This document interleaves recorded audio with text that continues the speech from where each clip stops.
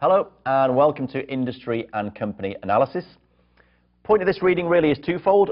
First of all, it's to get us to talk about the approach we might take to forecasting a company's returns, and secondly, to analyze a forecast and try and draw some conclusions from it. So either of those two things may be possible in the exam. Let's get into it.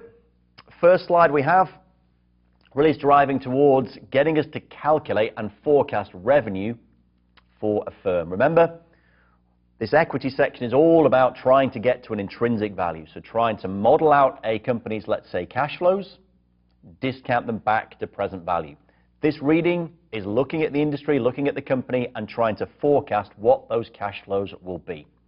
So we're starting here really with a revenue prediction, a revenue forecast. Two ways of trying to get to revenue. We could go for a bottom-up analysis or a top-down. Bottom-up would say, let's look at company-specific information, so new products they're launching, and use that information to try and work out what revenues are likely to be. Top-down says, no, let's start with GDP. So let's start with a macroeconomic variable, so let's say growth of nominal GDP, and use that to estimate what the growth in our company's revenues will be. So two basic approaches. The hybrid analysis, as the name would suggest, incorporates elements of both. Two specific top-down approaches that are mentioned. So a growth relative to GDP and a market growth and market share approach. So in your growth relative to GDP growth, pretty straightforward. We start off with a macroeconomic variable, so an estimate of GDP growth. And then we do some company analysis to say, right, there's GDP growth in the economy, plus I think this company will grow at, let's say, 2 or 3% more. Alternatively, we could say, here's GDP growth. I think we're going to grow 2% faster than that, so we'd multiply GDP growth by 1.02. Market growth, market share, again, fairly self-explanatory. We say, right, we think our market will grow by this much, so the entire industry will grow by 10%. And then within that industry, what's our market share? So we might think we're in a market that will grow by 10%, and we might think that our share of that industry will grow by 5%. So we can put those two together to get an idea of our growth and hence our revenues. So top down, bottom up, and how we get to our company revenue. I kind of view this reading as a step-by-step guide through a company's income statement and balance sheet. So we started at the very top of the income statement and talked about how we might put together a revenue forecast. Well, if we move down the income statement, once we've looked at revenue forecasts, we'll get into costs and margins. And one task that's certainly a good exam question is to identify whether your company is experiencing economies of scale. If it is, well, average cost of production decreases as your sales increase. So clearly, economies of scale suggest higher margins as volume goes up. So a good exam question would be to look at an industry, look at two companies within the same industry, one small, one large, and compare their margins. So a good exam question would simply be, looking at industry X, do you think it exhibits economies of scale? You'd have to go back through the vignette, and somewhere hidden in the vignette would be information about a small company's income statement and a large company's income statement. You would then have to take your financial reporting analysis skills, work out the margins for those two companies from their income statements. If the larger company has higher margins, evidence of economies of scale. How do we get to those margins? Well, we take the revenue forecasts and we knock off our costs. COGS, cost of goods sold. Typically, very simple forecast. You look at the company's margins. You know your forecast of revenue. Well, you can therefore work out your forecast of costs, a percentage of your forecasted sales. Your gross margins, evaluate those in relation to your competitors. So a couple of factors. What are your competitors' margins compared to yours? Secondly, do you expect economies of scale, as we mentioned? Also be careful about the impact of hedging. So if you're forecasting costs, it may be that in the vignette somewhere you've got a bit of detailed information about potential inflation, let's say in commodities. If commodities or one commodity is a huge part of your costs, you immediately think, right, big increase in the cost of commodities, big increase rather in my costs. But remember, if you can spot that as an analyst, so hopefully can the board. So the firm may well have already hedged against that increase. It may have purchased commodities up to a year in advance. So don't just dive in and take the first piece of information you see from the vignette. Check to see if you've been told the firm hedged. If they have, you'll have a very definite figure for their costs. And then be careful in S, G, and A. Part of your sales, general, and admin will be fixed costs, office expenses. Some will be variable. So if you're trying to predict where they're going, it would be useful to break them into their fixed and variable element. Obviously, by definition, the fixed element will not increase with sales. The variable will. So there's your revenue prediction, COGS as a percentage. Be aware of your competitors' margins, hedging, economies of scale, and make sure you break your SG&A down into fixed versus variable. Interest expense, so towards the bottom of the income statement. Remember, we've got revenue, COGS, SG&A. That will get us down to profit before interest. So next line is interest expense. Well, fairly straightforward. Level of debt and the interest rate. If we know the level of debt, we know the interest rate. That will help us calculate our interest expense. We can define net debt. That is gross debt less cash, cash equivalents, and short-term securities. In other words, anything that's liquid and can be used to extinguish debt. Net interest expense, gross interest expense, what you're paying, less income on your liquid assets, cash and short-term securities. So fairly straightforward interest expense. That will take us down to profit before tax. So a couple of bits of terminology we need about the tax expense line and a couple of warning signs, a couple of things to take into account. First of all, the definitions. Statutory tax rate, fine. Tax charge in the country where you're domiciled, so that'll be where your head office is, typically. That's different to the effective tax rate. Effective tax rate is an accounting ratio. We are taking income tax expense from the income statement and comparing it to pre-tax income from the income statement. So income tax expense divided by pre-tax income is your effective tax rate. Cash tax rate, well, what you actually have to pay out in cash, not surprisingly, as a percentage of pre-tax income.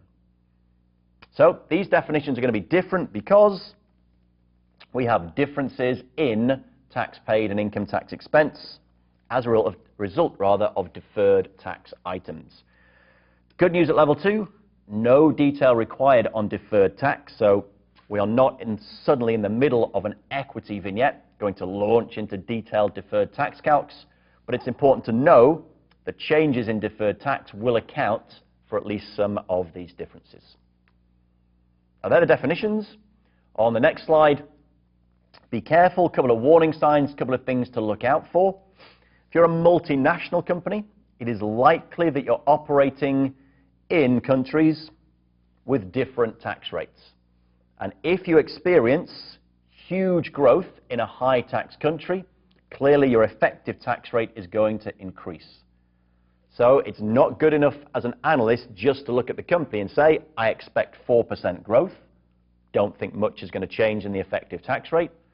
If that growth is centered in a high tax country, that will push up your effective overall tax rate. And then a warning sign, look out for companies that consistently report effective rates less than the statutory. Find out why, or if it's less than their peers. Maybe looks too good to be true. So that's the income statement. We've predicted revenue. We've got COGS as a percentage of revenue, bearing in mind the potential for economies of scale, hedging. SG&A, we'll probably want to break down into the fixed and the variable elements. Interest expense, fair enough, calculate debt and the interest rate. and then what we've just chatted about in terms of tax. That should get us an income statement. What about the balance sheet? Well, once you have the income statement, you can use some classic financial reporting analysis ratios to derive the balance sheet. For example, we're trying to forecast inventory. We can do that if we know inventory turnover and we've just forecasted COGS. So we've just made a forecast of COGS. I know my inventory turnover, COGS over inventory, so I'll find that out historically from the company's income statement and balance sheets. Take COGS divided by that inventory turnover ratio, and you're getting back to inventory.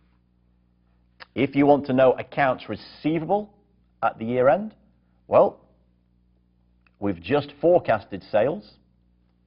We know there are 365 days in the year.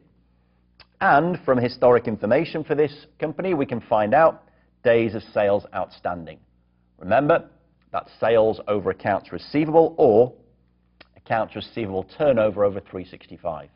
Take the ratio, multiply it by sales over 365, you'll get back to accounts receivable. So from level 1, you're used to using sales and accounts receivable to get to days of sales outstanding. Now we're going to use days of sales outstanding to get back to accounts receivable. And we can do that for pretty much all of the balance sheet.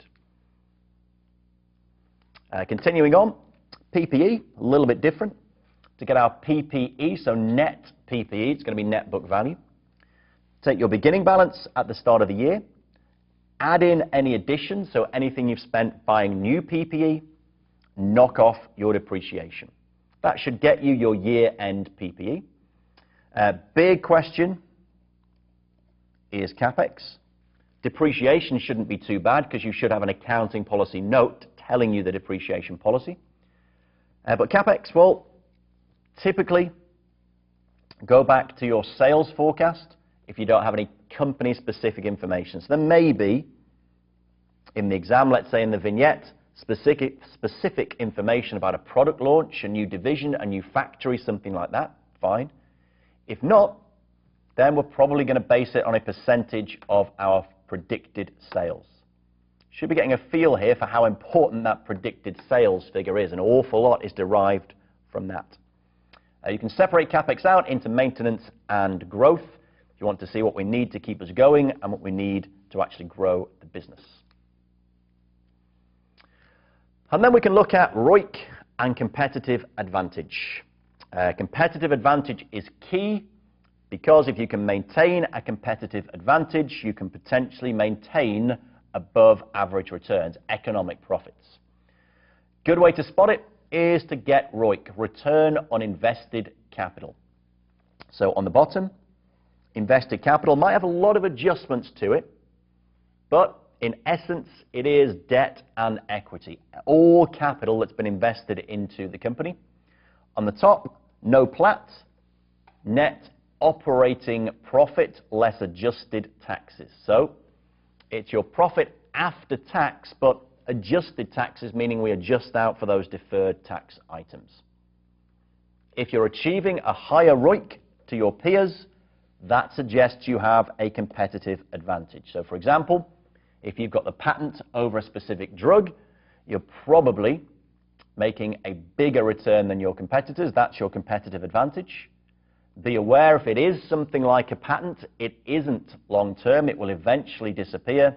So you need to think about, as an analyst, what's going to happen to ROIC at that point.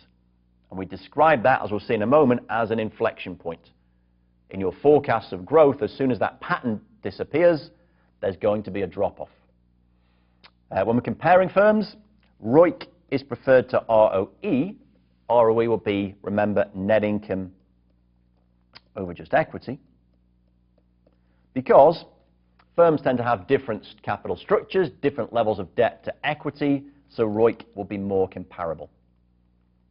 Return on capital employed, so you'd look at pre-tax earnings over capital employed, slightly different to our no plat. We're looking at a profit after tax figure. ROCE tends to look at pre-tax. So there's your competitive advantage analysis. Another analysis we're going to look at, as well as looking at our ratio to say, look, what are we actually achieving? Is it higher than our peers? We can also look at the likelihood of maintaining a competitive advantage by analyzing the industry. How do we analyze the industry? Porter's 5 forces, which, if you've looked at the other readings, you should by now be fairly familiar with. So, 5 forces. First of all, substitutes, rivalry. So, you've got less pricing power, less ability to make abnormal profits if there is a high threat of substitutes. If you've got really, really intensely rivalrous industries, that will hurt your pricing power.